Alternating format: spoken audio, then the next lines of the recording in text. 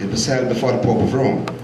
They're showing a thing about the Pope of Rome now on TV, the Borgias. The Borgia fellow was the Pope, but came here, but divided the world up. He was a gangster, poisoned people, and he divided up the world. He gave Spain and Portugal governance of the rest of everybody else. He allowed them to subvert their sovereignty.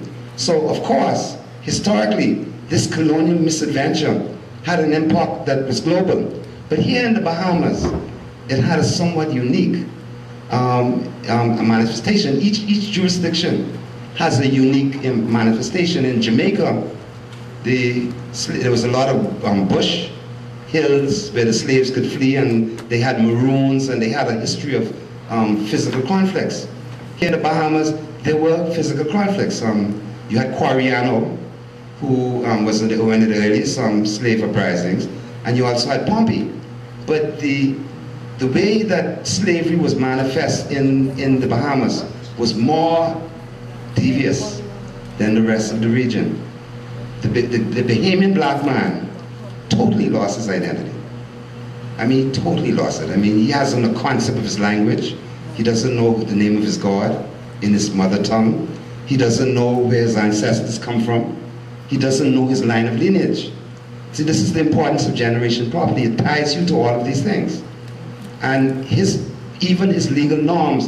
What is phenomenal about the survival of generation property in the Bahamas is in the presence of all, even in the face of the more brutal slave regime that in the region, this institution survived. So we're not unique. Generations property survived throughout the Caribbean. It's called by different names. The deculturation of the African people, you see the results of it now. Dr. John Hendrick talks about the degradation of African culture in Africa. They don't ask for palm wine anymore and yam. They want Perrier, they want Avion, and they want French bread. You see, they've lost contact. They don't want to wear their kente cloth anymore. They want to wear the stuff his lordship, the former governor general wear, you know, and my daddy, you know, they sharp dresses, they snazzy. And they want to wear those clothes. They don't wear the traditional garments. And our people in the Bahamas, I think, are unique because we've been totally drained. In Jamaica, there is much more retention of the culture, history, and language. Here, it's died out. You have very few people. The people who speak Yoruba have died. I mean, you're talking about the generation before me, my father's generation, Dr. Ineas. Those people spoke Yoruba. One or two of the elders around now still can speak it. They used to play Wari. But nobody does this anymore. Those generations have died out. There was little elements of culture that we retained here. But our closeness to America, our embracing of this economic model was more comprehensive than anywhere else in the region. We have more hotels, we got more banks, and we don't own anything. We don't have factories, we don't grow farms. Our people are not entrepreneurs. They go to school to learn to be employees. Back in the time, I was speaking to my aunt and Sorval out in the car park before we came in. But when government high existed, they trained leaders, they trained entrepreneurs, they trained people who would drive the economy of the country.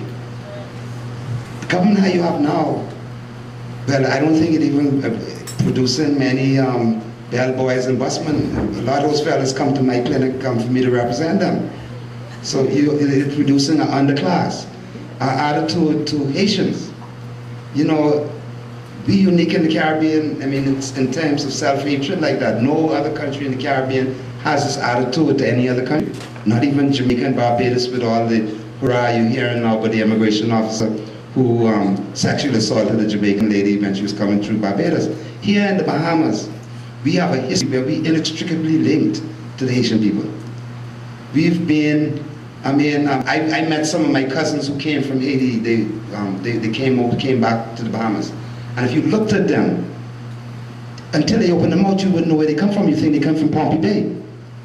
The thing about our sense of who we are, if you don't come from the loyalists, then you're nobody.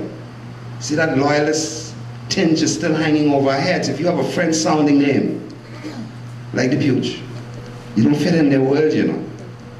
You know, if you don't have, and be myth, especially in my family. Because, you know, my great-grandmother, the same one who talked about her ancestor, she also thought she was white. And when she, as a matter of fact, when she went to Alabama, they had the separate fountains. And she went to the white fountain and she was drinking, and somebody tapped her and said, "Excuse me, miss, you know this is the white people function." See, that's all right, that's right, that's what happened, and she's drinking it. You see, we have the sense, because the fiction of race was really traumatized in the Bahamas. We had a greater white population than the rest of the region. And they had to maintain this white identity, and the white identity despair. There are very few white people in the Bahamas. I mean, when you trace it, a lot of skeletons in these closets. Look at the shape of the nose. Look at the shape of the forehead. Look at the orange texture of the beard.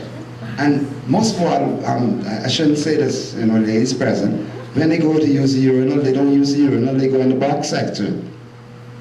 Because your racial identity, you can't hide it. So basically, we have a contradiction in the Bahamas that you wouldn't find anywhere else in the region, I think. Because we have this contradiction about who we are as a people. Jamaicans have a better sense of awareness of who they are. Barbadians, I mean, sad as it is, Barbados, Little England, they have a better awareness. They have more Bajans know about Busia Rebellion than our people know about Coriano. Not many Bahamians know the name Coriano.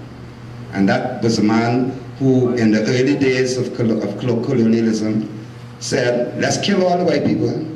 And, you know, they caught him and they tortured him and they killed him. But we don't teach his name in the school. And we don't teach generation property to our lawyers. I have students who are graduating now who do not understand the rule against perpetuities. So they're going now to advise a whole generation of lawyers, going to advise clients about quieting of titles. Now, if you're going to, I'm sorry to stray, but you know, I don't want to write all this in the paper, but it was at a short time. But if you have a quieting of title action, you have to have an intention to possess for yourself and nobody else. If you possessing in a generational property arrangement, well, first thing you're doing, you're acknowledging your ancestors and the future generations in perpetuity. So you don't ever have the intention to alienate for your individual self. But what has happened, because the legal system has not said it, you know, like my father told me when I first discussed it with him, it doesn't exist. And I was angry with him, but he was right. Generation property does not exist in the eyes of the law, but it exists in the people's, in the lived realities of the Bahamian people. Because every island you go to, you have it, and you're going to have a lot of bloodshed in this country when the government, if they follow that out. Because the intention of the government is, after they give the people 1 acre, they will take the rest of the land. Well, that's the biggest land grab, and even bigger than the one was given. You gave all that land to Grand Bahama, to Groves. That was people who had possessory title. See, the people who have possessory title don't have good documentary title. It's easy to steal from them. They don't have anything to defend unless they have money to go to court and perfect their title by the Quiet Titles Act. And if they're holding it in generational property arrangement, they can never do that. So most of the land in this country that has been quieted, a lot of it has been generation property. The courts have been deceived. But lawyers have a thing they call fictions. So they don't really call it dishonesty. When they know they're doing something that's not quite right, they say, "Oh, it's